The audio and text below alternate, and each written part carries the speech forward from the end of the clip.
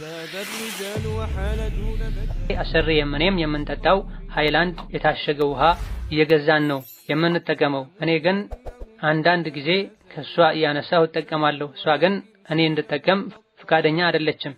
ይህን በማድረጌ እጠየቅበታለሁ ቢያብራሩልኝ የሚል ጥያቄ ነው። ጥያቄ እናት ወይም አባት ለአቅመ አዳም ያልደረሰ ልጃቸው ባጠፋው ንብረት ይጠየቃሉን? ልጁ ጥፋት አጥፍቶ አላጠፋሁም ብሎ ቢክድና ልጁ ማል ቢባል የመሐላን ክብደት ስለማያውቅ እናቱ ወይም አባቱ ልጄ ይሄን ነገር አልሰራም ብለው የመማል ግዴታ አለባቸውን የሚል ጥያቄ ነው። ያው አዲስ ጀማሪ ተማሪ ነኝ። ፊቅህና አቂዳ ለመማር ፈልጌ እኔ አላቅም ከምን እንደምጀምር የማንን እንደመማር ቢመክሩኝ ጀዛኩሙላህ ኸይር ዱዓም አድርጉልኝ የሚል ጥያቄ ነው። ሀገር ቤት ከ3 ዓመት በፊት የገዛሁት መሬት ዘካ አለበት ከሆነስ እንዴት ነው የሚወጣው የሚል ጥያቄ ነው።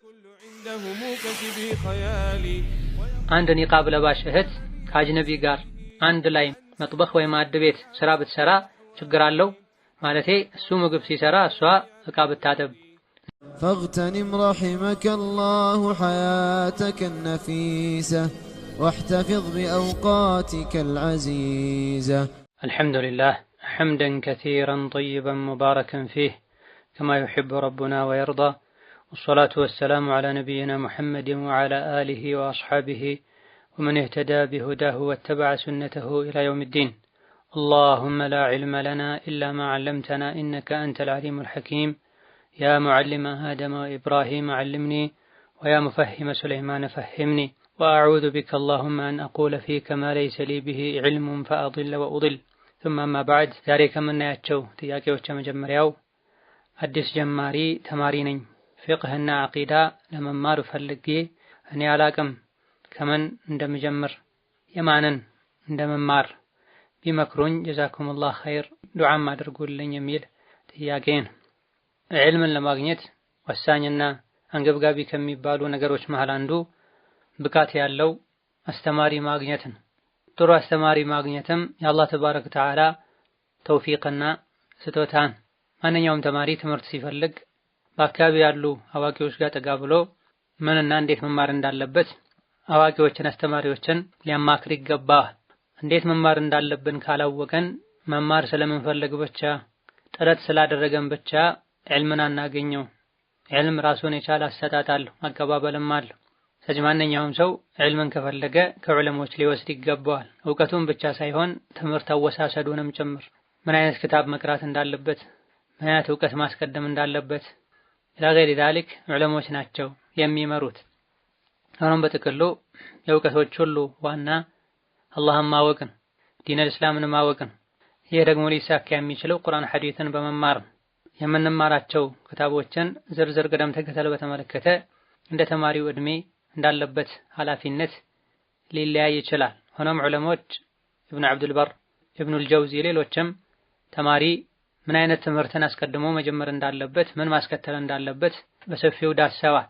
የተኛውም ሙስሊም አስቀድሞ ተውሂድን አቂዳን ሊያውቅ ይገባዋል። የህይወታችን የመጀመሪያውም የመጨረሻውም ግዴታ ተውሂድ የዲንና የዒባዳ መሰረትም ይሄው ነው። ተውሂድን እምነትን አቂዳን ማስተካከል። ስለዚህ ጀማሪ የሆነ ሰው እምነትን በሚዳስሰው በአቂዳ ትምህርት ሊጀመር ይገባዋል። ነብዩ ሰለላሁ ዐለይሂ ወሰለም ሙዓዝን ወደ የመን ሲልኳቸው የየመን ሰዎችን መጀመሪያ ምትመክራቸው ምትጣራቸው ወደ ላኢላሃ ኢለላህ ሙሐመዱር ረሱሉላህ ይሁን አላህን በብቸኝነት ወደ ማምለክ ሊሆን ይገባል ብለውታል። የዒባዳ የዲን መሰረት የሆነውን ተውሂድን ካጠናከሩ በኋላ ወይም ከዚህ ጎን ለጎን ፊቅህን፣ ሶላት እንዴት እንደሚሰገድ፣ ጾም እንዴት እንደሚጾም፣ ነጋዴ እንዴት መነገድ እንዳለበት፣ ሴት ልጅ ከወር አበባ ደም ስትጠራ ከወሊድ ደም ስትጠራ እንዴት መታጠብ እንዳለባት ተያዥ ህጋቶችን የሚዳስሰውን የፊቅህ ትምህርትን ማወቅ ይገባል። ለጊዜው ዲኑን የሚያስኬድበትን ያክል ዕውቀት መቀሰም የሚፈልግ ሰውና ከመሰረቱ ጀምሮ ተምሮ ለቁም ነገር መብቃት ዓለም መሆን አስተማሪ መሆን የሚፈልግ ሰው የሚማርበት መንገድ ሁለቱ ይለያያል። እድሜው ከፍ ያለ ብዙ ኃላፊነቶች ያሉበት ዕውቀትን ከመሰረቱ መማር ሳይሆን ለራሱ ብቻ የሚያስፈልጉት ነገሮችን መማር የሚፈልግ ሰው ዒልም አልሓል የሚባል በጊዜው ለሱ የሚያስፈልጉ የእውቀት አይነቶችን የመረጠ መማር ይኖርበታል። ነገር ግን እንደ ጣሊበል ዒልም ሆኖ እውቀት ፈላጊ ሆኖ መማር የፈለገ ቁርአን አስተካክሎ ሊቀራ ወሀከዛ አቂዳን፣ ፊቅህን፣ ሐዲስን ሌሎችንም ዑሉመል አላ የሚባሉ ነሕውን፣ ሰርፍን አያይዞ መቅራት ይጠበቅበታል። በብዛት ግን የሚያስፈልገው ለሰው ልጅ የፊቅህ ትምህርትን በየቦታውና በየቀኑ የሚገጥሙን ነገሮችን የሚቻለውና ማይቻለውን ማድረግ ያለብንና የሌለብንን ሐላል ሐራሙን ማወቅ የምንችለው በፊቅህ ነው። ሐዲስም ሆነ የፊቅህ ክታቦች በስፋት የሚዳስሱት ይህንኑ የትምህርት አይነት ነው። ከአቂዳ ኡሱል ሰላሳ፣ ኪታቡ ተውሂድና መሰል የሆኑ ክታቦችን መማር፣ ከፊቅህ ደግሞ ባሉበት ሀገር ላይ የተለመደውን የፊቅህ ኪታብ ሀገሩ ላይ መሻይኾች ዘንድ በተለመደው ቅደም ተከተል መሰረት መማር። ሀገራችን ላይ በብዛት የተለመደው የሻፊዕያ መዝሀብ ሁለቱን ሰፊናዎችን ሰፊነቱ ሶላት እና ሰፊነቱ ነጃት፣ ከዛ አስከትሎ ሙቀድመት ኢብኑ አቢ ሹጃዕ ወይም አቢ ሹጃዕ፣ ከዛ ባፈድል አንዳንድ አካባቢዎች ላይ ባፈድልን ከአቢ ሹጃዕ የሚያስቀድሙበት ሁኔታ አለ። ከዛ ዑምዳ፣ ከዛ መንሃጁ ጣሊቢና መንሃጁ ጡላብ ኢላ አኺሪህ ያለ ይቀጥላል። ማሊክያም ከሆኑ ከአሽማዊያ ጀምረው ራሱን የቻለ ተርቲብ አላቸው፣ በዛ መሰረት መሄድ። በሐንበልያም ከሆነ ዑምዳ፣ ደሊሉ ጣሊብ፣ ዛድ ያሉ በተርቲብ አስቀምጠዋል። እንደ ዘመኑ እንደ አካባቢው ከፊት መነሻ የሚሆኑ ክታቦች፣ አጫጭር መጽሐፎች ሊገኙ ይችላሉ። በሐንበልያ መንሀጁ ሳሊኪን የሚል በቅርብ ጊዜ የነበሩ ኢማሙ ሰዕዲ የጻፉታል። ከሳቸው ቀደም ብለው ሼኹል ኢስላም መሐመድ ኢብኑ አብዱል ወሃብ የጻፉትን አዳቡል መሽይ ኢለ ሶላትን የሚያስቀድሙም አሉ። በሐነፊያም እንደዚሁ ሙኽተሰር አልቁዱሪን ሌሎችንም ለፊቅህ ትምህርት ጀማሪዎች ተብለው የተዘጋጁ አሉና በጥቅሉ የሚሻለው ሁሉም ባለበት አካባቢ ላይ በሚያገኛቸው ዑለሞች አካባቢው ላይ የተለመደውን መዝሀብ መሰረት ያደረገ ኪታብን ዑለሞችን አማክሮ ሊቀራ ነው የሚገባው። ለምንድን ነው በሀገሩ የተለመደውን መቅራት አለበት የምንለው? አንደኛ አስተማሪ እንደ ልብ አግኝቶ ሊያብራሩለት የሚችለው ሀገሩ ላይ የተለመደውን የፊቅህ መዝሀብ ከመረጠ ነው። ሸርሕም በብዛት ወደ ሀገሩ ሊገባ ሊያገኝ የሚችለው ሀገሩ ላይ የተለመደው መዝሀብ ሲሆን፣ እንደዚሁ ደግሞ ከሀገሩ ሰዎች ጋር ተግባብቶ መኖር የሚችለውም የሀገሩን መዝሀብ ሲማር ነው። ይህ ማለት ቁርአን ሐዲስን ትተን በሁሉም ሁኔታ ላይ መዝሀብ ብቻ ተከትለን እንሄድ ማለት አይደለም። አልሐምዱሊላህ ዋና ዋና የሚባሉ አራቱ መዝሀቦች ከቁርአን ከሐዲስ የተወሰዱ ናቸው። አንዳንድ ነጥቦች ላይ ኺላፍ ሊኖር ይችላል። የማያሻማ ግልጽ የሆነ የቁርአን የሐዲስ ማስረጃ የሌለባቸው ጉዳዮች ላይ ነው ኺላፉ የሚፈጠረውና ይሄኔ ግልጽ የሆነ የቁርአን የሐዲስ ማስረጃ በሌለበት ሁኔታ ላይ ማንም የተኛውንም መዝሀብ መከተል ግዴታ የለበትም። በእንዲህ አይነት ሁኔታ ላይ ሀገሩ ላይ የተለመደው ሰዎች የተስማሙበት የታወቀውን ተከትሎ መሄዱ የተሻለ ይሆናል። ቁርአን ሐዲስን ቀጥታ መረዳት የሚችልበት አቅም ያለው ሰው የተኛውን መዝሀብ ሳይገደብ ቁርአን ሐዲስን አንብቦ መረዳት ይችላል። ነገር ግን ይሄ ቀላል አይደለም። የተኛውም ሰው ከመሬት ተነስቶ ቁርአን ሐዲስን ገልጦ በማንበብ ብቻ ሁሉንም የዲን ህግጋትን ማወቅ በቀላሉ የሚሳካለት ነገር ላይሆን ይችላል። መሰላል አለው። መሰላሉ ዑለሞች ናቸው። የቁርአን ሐዲስ ህግጋትን መመሪያዎችን ለመረዳት መሟላት ያለባቸው በርካታ የትምህርት አይነቶች አሉ።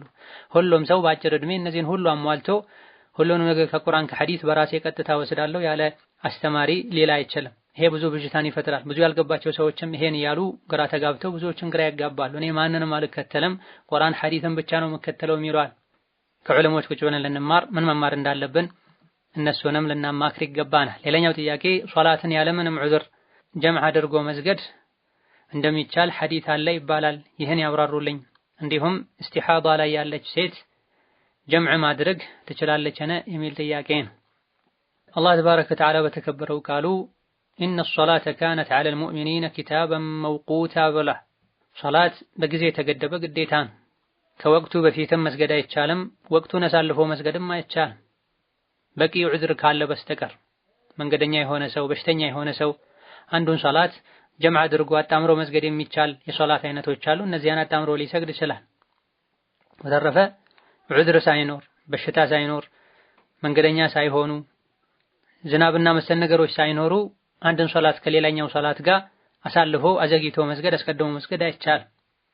ወይላ ወቅትን አስመልክተው የተነገሩ የቁርአን የሐዲስ ጥቅሶችን በሙሉ ውድቅ ማድረግ ነው የሚሆን። ይህ እንዳለ ሆኖ ኢማም ሙስሊም ሌሎችም መዘገቡት ሐዲስ ላይ ነቢያችን የሰላቱ ወሰላም መዲና ላይ ሆነው ስጋት ሳይኖር አሊያ ደግሞ መንገደኛ ሳይሆኑ ዙህርና ዐስርን አንድ ላይ ሰግደዋል የሚላል። ሌላኛው ዘገባ ላይ ደግሞ ዝናብ ሳይኖር ስጋት ወይም ፍርሃት ሳይኖር አንድ ላይ አድርገው ሰግደዋል የሚላል። ይሄን ሐዲስ በተመለከተ ዑለሞች ምን ብለዋል ብለን ነው ልንጠይቅ የሚገባን እንጂ ትርሚዚ ላይ ወይም ደግሞ ሶሒህ ሙስሊም ላይ ሐዲሱን ስላገኘ ነው ብቻ ማንበብ ስለቻለም ብቻ የሶላትን ወቅት ቸላ ልንል በጭራሽ አይገባን። ከሶላት መስፈርቶች አንዱ የወቅት ጉዳይ ነው። ጅብሪል ነቢ ጋር ሰላም መጥቶ ሶላት በዚህ ሰዓት ነው የሚሰገደው ብሏቸዋል፣ አሰግዶ አሳይቷቸዋል። አንድ ለየት ያለ ሐዲስ ብቻ ስላገኘን የሶላትን ወቅት መጠበቅ ግዴታነቱን በግልጽ የሚያሳዩ በርካታ ደሊሎችን ውድቅ ልናደርግ በጭራሽ አይገባም። ይሄ ሐዲስ በዚህ መልኩ የተነገረበት ምክንያት ምንድነው? በዚህ ዙሪያ የሐዲስ አዋቂዎች ፉቅሃዎች ምን አሉ ማለት ይጠበቅበታል። ዓቅል የሆነ አስተዋይ የሆነ ሰው ያለ ፍቅህና ያለ ግንዛቤ ማንበብና ማድመጥ ዋጋ አይኖረው። ያልገባንና ጥቅል በሆነ መልኩ የተቀመጡ መመሪያዎችን እንዲያብራሩልን ነው ዑለሞች ያስፈለጉት፣ ፉቅሃዎች ያስፈለጉት። ይህን ሐዲስ በተመለከተ ዝናብ ሳይኖር መንገደኛ ሳይሆኑ ጦርነትና መሰል የሆነ ፍርሃት ነገር ሳይኖር ነብዩ ሰለላሁ ዐለይሂ ወሰለም ሁለት ሶላቶችን በአንዱ ወቅት ሰግደዋል የሚለው ሐዲስ ምን ማለት ነው የተፈለገበት የሚለውን በተመለከተ ዑለሞች የተለያዩ አስተያየቶችን ሰጥተዋል። የተወሰኑ ዑለሞች በዚህ ዙሪያ እኔ የምናገረው የለኝም ብለዋል። ምክንያቱም በርካታ ሐዲሶች ሁሉም ሶላት በወቅቱ መሰገድ እንዳለበት በግልጽ ተናግረዋልና። የተወሰኑት ደግሞ በዚህ ሐዲስ አይሰራበትም ብለዋል። ብዙሃንን खाልፎ ተቃርኖ የመጣ ሐዲስ ስለሆነ ሁሉም ሐዲሶች የሚያሳዩት ከዚህ ውጭ ያሉት ሶላት በወቅቱ መሰገድ እንዳለበት ነው። ስለዚህ በግልጽ የሚታወቀውን በብዛት የሚታወቀውን ተቃርኖ የመጣ ነገር ስለሆነ ሐዲሱ አይሰራበትም ብለዋል። እንዲሁ በደፈናው አይሰራበትም ሳይሆን ምክንያት ይፈጠርለት ለምን ተነገረ ላይሰራበት ወደሚለው ገብተው መልስ የሰጡም አሉ። ጀምዕ ሱር የሚባል ነገር አለ። ዙህርን እስከ መጨረሻ ወቅቱ ማዘግየት፣ ዐስርን ወደ መጀመሪያ ወቅቱ ማስጠጋትና ሁለቱን አንድ ላይ አጣምሮ መስገድን የተፈለገበት የዙህር ወቅት ጨርሶ ሳይወጣ በደንብ አዘግይቶ ዐስር ደግሞ ገና ወቅቱ አንድ ብሎ እንደገባ አገናኝቶ መስገድ ነው እንጂ የተፈለገው የዙህር ወቅት ሙሉ እስኪወጣ የመግሪብ ወቅት ሙሉ እስኪወጣ ተጠብቆ አንድ ላይ አድርጎ መስገድ ይቻላል የሚል መልእክት ኖሮት አይደለም፣ ማጠጋጋት እንደሚቻል የሚያሳይ ነው ያሉ አሉ።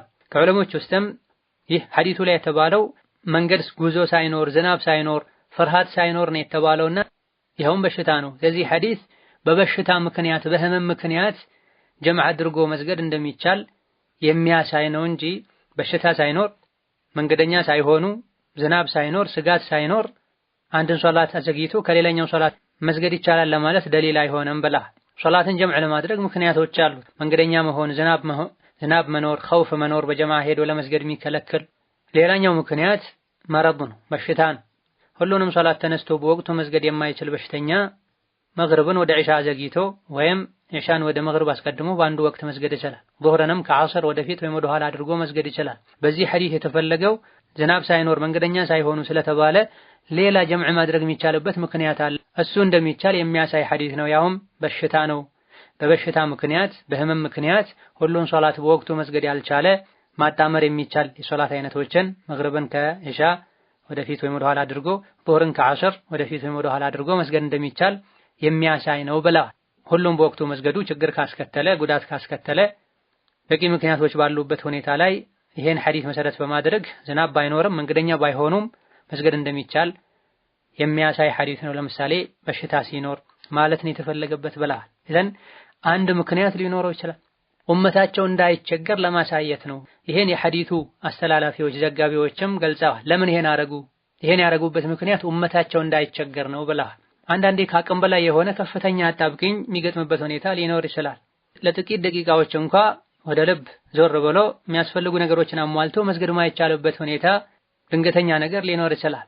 ቸላ በማለት ሆን ብሎ ሳይሆን አስቦበትና ተዘጋጅቶ ሳይሆን ድንገተኛና አስቸጋሪ አስገዳጅ ሁኔታዎች በሚኖሩበት ጊዜ ከፍተኛ መሸቃ ችግር ከገጠመ እንዲህ ማድረግ እንደሚቻል ዲናችን ላይ ሐረጅ እንደሌለ ከአቅም በላይ የሆነ ችግር ሲገጥም ማይቻሉ ነገሮች እንደሚፈቀዱ ግዴታ የነበሩ ነገሮች እንደሚቀሩ ዲናችን ላይ ተነግሯልና ይሄም እዛ ውስጥ የሚካተት ነው እንጂ እንዲሁ በምርጫው ዙህርን ከዐስር መግሪብን ከዒሻ መስገድ ይችላል ማለት በጭራሽ አይደለም ብላ።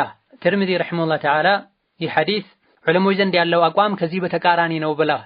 እንዲሁ ምክንያት ሳይኖር ሁለት ሶላቶችን አንድ ላይ አጣምሮ መስገድ አይቻልም ነው የሚሉት ዑለሞች። እንዲሁ ምክንያት ሳይኖር በቸልተኝነት ወይም በጊዜው መስገድ ስለማይፈልጉ ዙህርን ከዐስር ሰግዳለሁ መግሪብን ከዒሻ ሰግዳለሁ ብሎ ወቅቱን ማሳለፍ ጭራሽ አይቻል።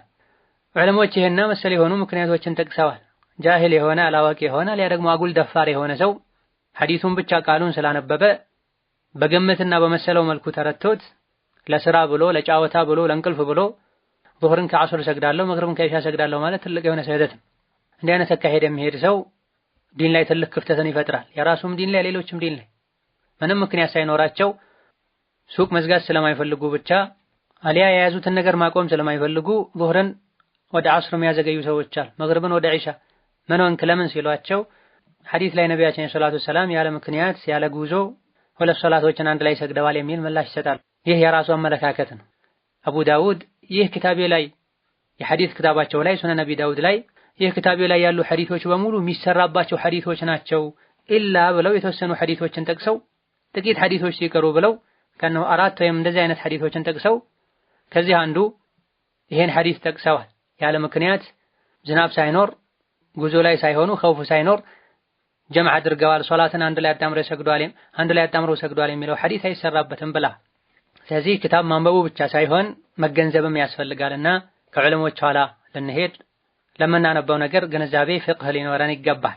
በመሆኑም በሽተኛ ያልሆነ ሰው መንገደኛ ያልሆነ ሰው ዝናብ ኖሮ ሁሉንም በወቅቱ ሄዶ መስገድን የማይችሉበት ሁኔታ ባልተፈጠረበት ሁኔታ ላይ እንዲሁ በጊዜው መስገድ ስላልፈለጉ ብቻ ዙህርን ከዐስር መግሪብን ከኢሻ ዘግቶ መስገድ በጭራሽ አይቻል። ሶላቱም ተቀባይነት አያገኝ።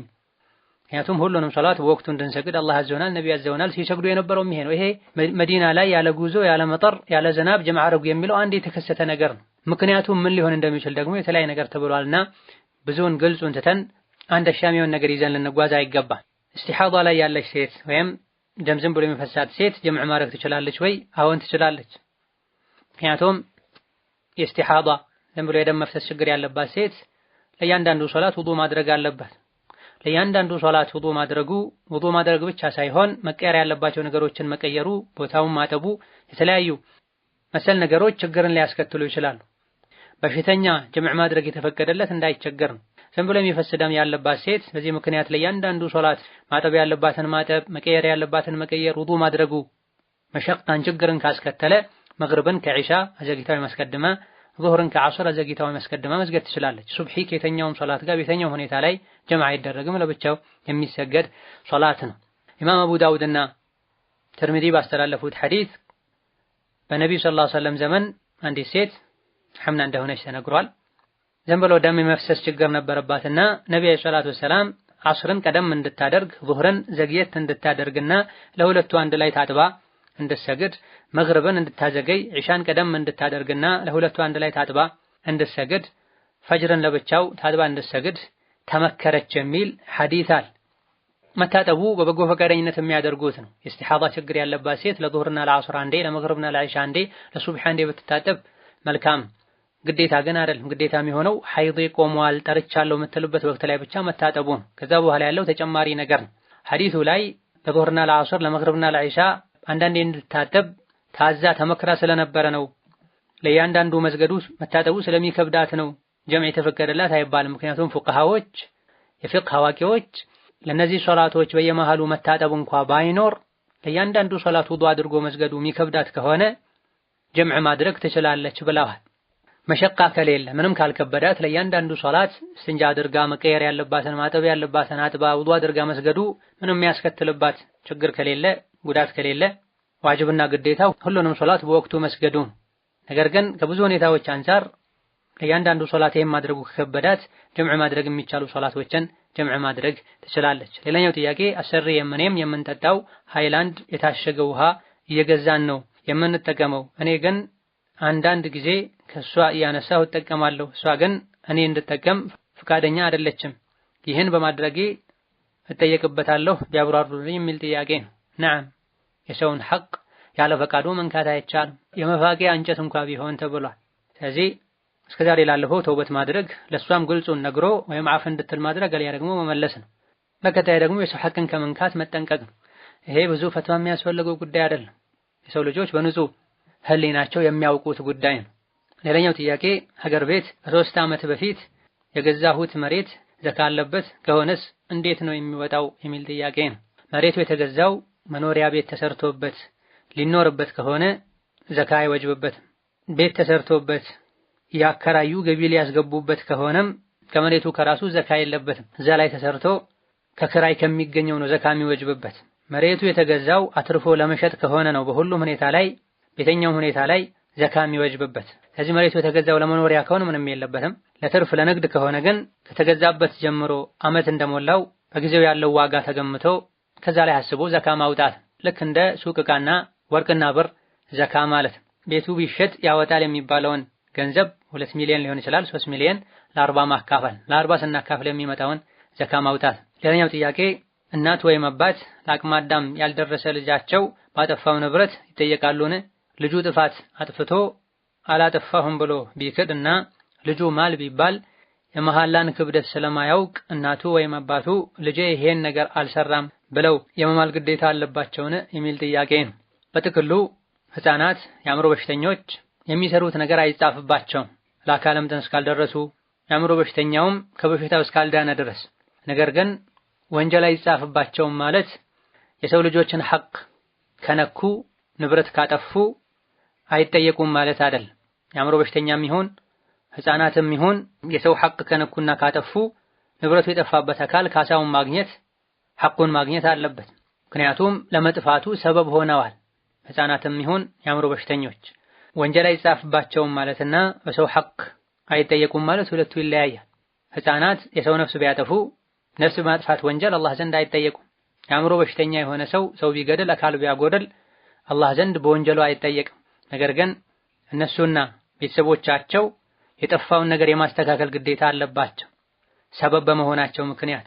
በእንቅልፍ ልቡ እንኳን አንድ ሰው በተኛበት ወደ ሌላ ጎን ሲገለበት አብሮት ተኝቶ የነበረን ሰው ህፃኑም ይሁን አዋቂ ቢገድል በእንቅልፉ ነውና ያደረገው አይጠየቅም አይባልም። በእንቅልፉ ነው ያደረገው ወንጀለኛ የሆነው አውቆ መጥቶ እንደገደለ ሰው አይጠየቅም አላህ ዘንድ ወንጀል አይጻፍበትም። ነገር ግን ያጎደለውን አካል ያጠፋውን ነፍስ የመካስ ግዴታ አለበት። ህፃናት ያጠፉትን ንብረት መከፈል ያለበት ከማን ገንዘብ ነው የሚለውን በተመለከተ በተወሰነ መልኩ ኺላፍ አለበት። በርካታ ፉቃሃዎች ህፃናቱ የራሳቸው ገንዘብ ካላቸው በውርስ ያገኙት በስጦታ ያገኙት ካላቸው ከዛ ይከፈላል፣ ከሌላቸው ደግሞ እስኪያገኙ ይጠበቃል፣ ኃላፊዎቻቸው የመክፈል ግዴታ የለባቸውም ብለዋል። የወላጆች እጅ እስከሌለበት ድረስ ሰበቡ እነሱ እስካልሆኑ ድረስ ሂድ አድርግ ብለውት አሊያ ደግሞ ለወላጅ ተነግሮ እዚህ ጋር ቃለኝ ልጅህ እንዳያበላሽ ተብሎ ቸላ በማለት እስካላጠፉት ድረስ የወላጅ እጅ ካለበት ቀጥተኛ ሰበቡ እሱ ከሆነ ወላጅ የመክፈል ግዴታ አለበት። በራሱ ጊዜ ከሆነ ጥፋት ያጠፋው ወላጅ የመክፈል ግዴታ የለበትም። ህፃኑ ገንዘብ ካለው ከገንዘቡ ይከፈላል፣ ከሌለ ሲያድግ ይከፈላል የሚል አቋም ያላቸው ፉቃሃዎች አሉ። ለምሳሌ ኢብኑ ቁዳማ ረሂመሁላህ ተዓላ ህፃናት የአእምሮ በሽተኞች ጥፋት ካጠፉ የቅጣት እርምጃ አይወሰድባቸውም። ሰው እንኳ ቢገድል አይገደልም፣ ገንዘብ ቢወሰድ እጁ አይቆረጥም እንደ አዋቂ፣ ምክንያቱም ለዚህ ብቁ አይደሉምና። ነገር ግን ضمان አለባቸው። ያጠፉትን ነገር የወሰዱትን ነገር መመለስ መካስ አለባቸው። ገንዘቡ የሚወሰደው ከራሳቸው ገንዘብ ነው። ሰው ገድለው ከሆነ ግን ቤተሰብ ይከፍልላቸዋል ብለዋል። የህፃናት ነፍስ ማጥፋት በየትኛው ሁኔታ ላይ በስህተት ነፍስ ማጥፋት ውስጥ ስለሚመደብ ነው። አውቆ ሆን ብሎ አዋቂ የሆነ ሰው ነፍስ ካጠፋ ካሳ የሚከፍለው ራሱ ነው፣ ማንም አያግዘውም። በስህተት ከሆነ ነፍስ ያጠፋ አዋቂ የሆነ ሰው አቂላ የሚባሉ በአባት ወገን ያሉ ወንድ ዘመዶቹ እንዲከፍሉ ይደረጋል። ህፃናት ከሆነ ግን የገደሉት ሆን ብለው የሚግደሉ በስህተትም የሚግደሉ የህፃናት ግድያ በሁሉም ሁኔታ ላይ አዋቂ በስህተት እንደፈጸመው ግድያ ነውና የሚቆጠረው ዘመድ ቤተሰብ ይከፍላል። ንብረት የማጥፋት መሰለው ነገሮች ከሆኑ ግን ከህፃናት ነው የሚከፈለው፣ ከሌላቸው እስኪያድጉ ይጠበቃል ነው። ነገር ግን ሌሎች ፉቃሃዎች ሌላኛው አቋም ህፃናት ከወላጆቻቸው ጋር አብረው እስካሉ ድረስ ለአካለ መጠን እስካልደረሱ ድረስ በተለይ ገንዘብ የራሳቸው የሆነ ገንዘብ እስከሌላቸው ድረስ የተለያዩ የህፃናትን ኃላፊነት የሚወጡት ወላጆች እንደመሆናቸው ወላጆች ሊከፍሉ ይገባል ተብሏል። የሚሻለውም ይሄ ነው። በተለይ ጥቃት የደረሰበት አካል ማይታገስ ከሆነ በዚህ ምክንያትም ክፍተቶችና ግጭቶች የሚፈጠሩ ከሆነ ወላጆች ሊከፍሉ፣ አቅም ከሌላቸው እርዳታ ማግኘት ባለባቸው መልኩ ተረተው መክፈል ይኖርባቸዋል። ህፃናቱ ያጠፉት ጥፋት ከንብረቱ ባለቤት ጋር ግንኙነት ካለው በቸለተኝነቱ አሊያ ደግሞ ህፃናት ኃላፊነት መወጣት የማይችሉ ከመሆናቸው ጋር ጠብቅልኝ በማለቱ ምክንያት ከሆነ ህፃኑም ይሁን የህፃኑ ወላጅ አይከፍልም። ያስጠበቀው ንብረት ጠፋብኝ ያለው አካል ራሱ ኃላፊነት ይወስዳል። ብቃት የሌለውን ህፃን ያስጠበቀው እሱ በመሆኑ ምክንያት ህፃን አላደረኩም ካለ ማስማል ይቻላል። ህፃናት አይምሉ። ከትክክለኛ መሐላ ሸርጥ አንዱ ሙከለፍ መሆን አለበት፣ አእምሮ ጤነኛ መሆን አለበት፣ ለአካለ መጠን የደረሰ መሆን አለበት። ነቢያችን ሰለላሁ ዐለይሂ ወሰለም ብዕር ከሶስት አይነት ሰዎች ተነስቷል ሕፃን ለአካለ መጠን እስኪደርስ ድረስ ብለዋልና የሕፃናት መሐላ አይጸድቅም። ወላጆቹ ደግሞ ባላዩት ነገር ልጃቸውን ወክለው መማልም የለባቸው። አይተው ከሆነ ነዓም በትክክል ምለው መከራከር ይችላል። ሌላኛው ጥያቄ ከዚህ በፊት ከ2 ዓመት ላላነሰ ጊዜ ያህል በየቀኑ ማለት በሚቻል መልኩ ከ10 ብር ጀምሮ እስከ 50 ብር ከዛም በላይ ያገኘሁትን ትንሽ ገንዘብ አክስቴ ቤት ውስጥ በባንኮኒ እያጠራቀምኩኝ ነበረ። ይሄንን አክስቴም ታውቃለች። ሰብሬ ሳየው ግን እስከ 200 ብር ብቻ የሚደርሱ የሳንቲም አንዳንድ ብሮችን የተወሰኑ የወረቀት ብሮችን ብቻ አገኘሁ። ሁላችንም ከጠበቅነው ውጪ ስለሆነብን ግራ ተጋባን። አክስቴ ይህ ብር ቢያንስ ከ3000 በላይ መሆን አለበት ስትለኝ ነበረ። ብሩን ማን እንዳወጣው አላውቅም። ነገር ግን ቤቱ ውስጥ አንድ ትንሽ የአክስቴ ልጅ አለ። ሌላ ጊዜ ከማይበት ባህሪ አንፃር እሱ ይሆናል ብዬ ጠርጥሬያለሁ። ልጁን ስንጠይቀው አልወሰድኩም አለን። ብሩ የጠፋው አክስቴ ቤት በመሆኑ አክስቴ የመክፈል ግዴታ አይኖርባትም። በእርግጥ መጀመሪያ ላይ ገንዘቡን ሳስቀምጥ ከጠፋ ትከፍያለሽ አላልኳትም። ልጅሽ ነው የሚሆነው ክፈይ ስላት አልከፍልም እሱ ለመውሰዱ እርግጠኛ አይደለሁም አለችኝ። ልጄ አልወሰደም ብለሽ ትምያለሽ ስላትም እኔ ለራሴ እንጂ ለልጄ ፍጹም አልምልም አለችኝ። አሁን ማድረግ ያለብኝ ምንድነው? ሐቄንስ በምን መልኩ ነው ማግኘት የምችለው የሚል ጥያቄ ነው። ከዲን እስላም ህግጋቶች ዓላማና ግብ አንዱ ገንዘብን ንብረትን መጠበቅ ነው። ንብረትን ማባከን ሊጠፋ የሚችልበት ቦታ ላይ ማስቀመጥ ተገቢ አይደለም። ወይም ራሳችን መጠበቅ ወይም ደግሞ በአግባቡ ይጠብቃል ለሚባል ሰው በአማና መልኩ እንዲያስቀምጥ መስጠት አለብን። ወላ ተአኩሉ አምዋለኩም በይነኩም ቢልባጢል ብሏል አላህ። የእርስ በርሳችሁን ገንዘብ በመካከላችሁ በባጢል ያለ አግባብ አትብሉ ብሏል። መዝረፍ፣ መስረቅ፣ መቀማት ኢላ ገይሪ ዛሊክ የተከለከለው ንብረትን ገንዘብን ለመጠበቅ ሲባል ገንዘብ የሰው ልጆች የህይወት መሰረትን የጀርባ አጥንትን። ስለዚህ ሰዎች ገንዘባቸውን የመጠበቅ ግዴታ አለባቸው። ባንኮኒው ተቀምጦ የነበረው በአክስት ኃላፊነት ከሆነ አንቺ ጋር ገንዘብ ማጠራቅምበት ባንኮኒ ላስቀምጥ ነው ጠብቂልኝ ተብላ ከሆነ እሷም እሺ ብላ ተቀብላ ከሆነ የመክፈል ግዴታ አለባት። ነገር ግን እሷ ኃላፊነት ወስዳለሁ ጠብቃለሁ ሃው አስቀምጪ አጠራቅሚ ሳትል እንዲሁ ቤቱ ላይ ዝም ብላ ከሆነ ያስቀመጠችው የራሷ ሳጥን ኖሮ ሳትቆልፍበት የግሏ ክፍል ኖሮ ሳትዘጋበት ዝም ብላ ከሆነ ያስቀመጠችው አክስት የምትጠይቅበት ሁኔታ አይደል። ይወስዳል ተብሎ የሚጠረጠረው ግለሰብ በተጨባጭ እንዲጠረጠር የሚያደርገው ተደጋጋሚ ጥፋቶች ካሉ ምልክቶች ካሉ ራሱን መጠየቅ ይቻላል። አክስት ተቀብላ አው በኔ ኃላፊነት ይቀመጥ እስካላለች ድረስ በስራው የሚጠየቅ ልጇ ባጠፋው ጥፋት ወይም እሱ ነው ተብሎ በሚጠረጠርበት ጉዳይ እሷ መጠየቅ ማይ መባል የለባትም። እንዲህ ነገር አለኝ ብሎ የሚል ሰው ምስክር ማስረጃ ማቅረብ አለበት። ማስረጃውን አቅርቦ አሳምኖ ሐቁን ማግኘት ካልቻለ የተጠረጠረው አካል ምሎ ራሱን ማጥራት አለበት። ሐቄን በመልኩ ነው ማግኘት የምችለው ቦታው ላይ ያሉ ሰዎችን በማማከር የሰው ሐቅ መብላት በዱንያም በአኺራ መዘዙ የከፋ እንደሆነ በመንገር የሚጠረጥሩ ሰው ካለ በመምከር አላህን ፍራ በማለት በመገሰጽ ማስረጃ ካለ በማስረጃ በማሳመን ሐቅን እንዲመልስ ማድረግ። ሀከዛ ሙስሊም የሆነ በሙሉ ከሰው ሐቅ ሊጠነቀቅ ይገባል። የሰውን ሐቅ መብላት እዚሁ ዱንያ ላይ ህይወትና ሪዝቅ በረካ እንዳይኖረው ያደርጋል። يمحق الله الربا ويربي الصدقات እንደተባለ በሪባ በስርቆት በወንጀል የመጣ ገንዘብ በረካ ቢስ ይሆናል። ሙስሊም የሆነ ሰው የሰውን ሐቅ ሊጠየፍ ይገባል። አይደለም ከተዘጋበት ከባንኮኒ አንስቶ መውሰድ ቀርቶ መንገድ ላይ እንኳ ብናገኝ የሰውን ሐቅ አንስተን መጠቀም አይፈቀድም። ማፈላለግ ባለብን መልኩ አባቱን አፈላልገን ካጣም በኋላ ቢሆን እንጂ። ሌላኛው ጥያቄ የአማና ብር ይዞ ለጠፋበት ሰው የዘካ ገንዘብ መስጠት ይበቃል የሚል ጥያቄ ነው። ጥያቄው ብዙ ግልጽ አይደለም። ሆኖም ሰው ጋር አማና አስቀምጦ አማና ያስቀመጠበት ሰው ብሩን ክዶት የከሰረ ወይም ዕዳ ውስጥ የገባ ሰው ለእንዲህ አይነት ሰው ዘካ መስጠት ይቻላል ወይ ከሆነ ጥያቄው ገንዘቡን አፈላልጎ ከማግኘት ተስፋ ከቆረጠና በዚህም ምክንያት ድህነት ውስጥ ችግር ውስጥ ገብቶ ባለ ዕዳ ከሆነ ነዓም የዘካ ገንዘብ ይሰጣል። ዘካ ከሚገባቸው ሰዎች አንዱ ወልጋሪሚን ዕዳ ያለባቸው ሰዎች ናቸው። ሌላኛው ጥያቄ አጅነቢ ሴት አጅነቢ ወንድ ጋር የደወለች ቁርአን ብትቀራ እንዴት ይታያል? የሚያቀራው እሷን ብቻ አይደለም ጀማዓ ነው የሚያቀራው የሚል ጥያቄ። በላጩ ወንድ ጋር ሴት ጋር መቅራት። ሴት ልጅ ወንድ ጋር በምትቀራበት ጊዜ ሁናን ኢድጋምን ኢኽፋን ተከትለው የሚመጡ ድምጾች ሌላ ጊዜ ከተለመደው ድምጽ ለየት ያሉ ስለሚሆኑ የፊትና በር ሊከፍቱ ይችላል። ያለ በቂ ምክንያት ሴት ልጅ ወንድ ልጅን ተራ ንግግር እንኳን ልታናገር አይገባም። ያናገረችም እንደሆነ ድምጿን ሳታለሳለስ መሆን አለበት። ቁርአን ሲሆን ሆን ብለው ማሳመርን እንኳን ቢተው የቁርአን አቀራር ዜማው ራሱን የቻለ ፊትና ሊያስከትል ይችላልና ሴት ልጅ ወንድ ልጅ ጋር መቅራት የለባትም። በጭራሽ አማራጭ ከተፋ ግን አላህን ከመፍራት ጋር ጥንቃቄ ከማድረግ ጋር መቅራት ይቻላል። ይሄንም ከማድረግ ጋር ግን ፊትና ከተከሰተ የሚያቀራው ወይም የሚቀራው ግለሰብ ዘንድ ፊትና ከተፈጠረ ይሄኔ ማቆም ግዴታ ይሆናል። በተለይ ባለንበት ጊዜ ቁርአን በማቅራት ስም ብቃቱ የሌላቸው አደቡን ያላሟሉ ሴቶችን የሰበሰቡ ቁርአን አስቀራለሁ ያሉ ቁርአንን መነገጃ ያደረጉ ፋቲሐን ሰባብረው ያቀሩ ቁል አዑዙ ቢረቢን ናስና አዕጠይናከል ከውተርን ሰባብረው ያቀሩ ስህተትን የሚያስተምሩ ስህተት ማስተማራቸውን ማንሷቸው የሰዎችን ያላባቸውን ያለ አግባብ የሚቀበሉ አጭበርባሪና አታላይ የሆኑ ሰዎች የበዙበት ዘመን ላይ ስለደረሰን ሰዎች ስልክ እየደወሉ አሊያ ደግሞ በግሩፖች በሶሻል ሚዲያ አማካኝነት በሚቀሩበት ጊዜ የሚያቀራን ሰው ማን ነው? ብቃቱ የተረጋገጠ ነው አይደለም? ከየት ነው የቀራው? ትምህርት አሰጣጡ እንዴት ነው? ዓላማው ምንድነው የሚለው መጣራት አለበት።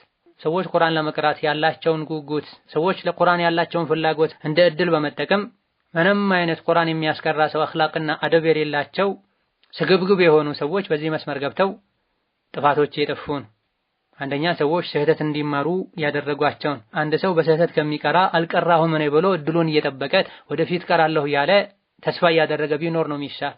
ሰባብሮም ቀርቶ ትክክል ነው የቀራሽው ብሎ የሚያሳልፉ ከሆነ ስህተቱን አብረው ይቀሩታል። ኋላ ላይ ይሄን ከአእምሮ መፋቅና ማስወገድ በጣም ከባድ ይሆናል። ስለዚህ እንዲህ አይነቱ ነገር እንዳይኖር ጥንቃቄ ማድረግ ያስፈልጋል። ቁርአን ማስቀራት ትልቅ ኃላፊነት ነው። በመሰረቱ ለአኺራ ተብሎ መደረግ ያለበትም ጉዳይ ነው።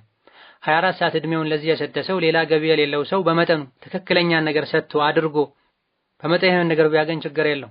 ብቃቱም ሳይኖረው አደቡም ሳይኖረው ያለ አግባብና ትክክለኛ ነገር ሳይሰጥ ገንዘብ መቀበልም ካለበት ገንዘብ መቀበሉ ላይም ስግብግብነት ከታከለበት ይሄ አላህን የሚያስቆጣ ትውልድ እንዲበላሽና ሰው ራያ እንዲያጣ መተማመን እንዲጠፋ የሚያደርግ ነገር በመሆኑ ሁሉም አላህን ሊፈራ ይገባዋል። ሌላኛው ጥያቄ አንድ ኒቃብ ለባሽ እህት ከአጅነቢ ጋር አንድ ላይ መጥበኽ ወይ ማዕድ ቤት ስራ ብትሰራ ችግር አለው? ማለቴ እሱ ምግብ ሲሰራ እሷ እቃ ብታጠብ ነህማ አይቻልም ችግር አለው? ከአጅነቢ ወንድ ጋር መቀራረብ መጠጋጋት የሚያስከትለው ችግር አለ። ነቢያችን ሰለላሁ ዐለይሂ ወሰለም መደራችሁን ወደ ሴቶች አትግቡ ብለዋል። ባድ ወንድና ባድ ሴት ተነጥለው ተገልለው የተቀመጡ እንደሆነ ሶስተኛው ሸይጣን ይሆናል ተብሏል። በተለይ በተደጋጋሚ በቀን 2 3 እንዲህ ነገር የሚፈጠር ከሆነ ሸይጣን ወደ እነሱ መግቢያ መንገድ ያገኛል። የማይቀር ነው መነጋገር፣ ይሄን ስጠኝ ያን አምጪ መባባል አይቀርም። ንግግሩን ተከትሎ መቀለድ ይመጣል፣ መሳሳቅ ይመጣል። ከዛ በኋላ ሸይጣን በሮች ይከፈታሉና ለአኺራው ለዲኑ ከምትጨነቅ ሴት የማይጠበቅ ተግባር። هذا الله تعالى أعلم. السلام عليكم ورحمة الله وبركاته.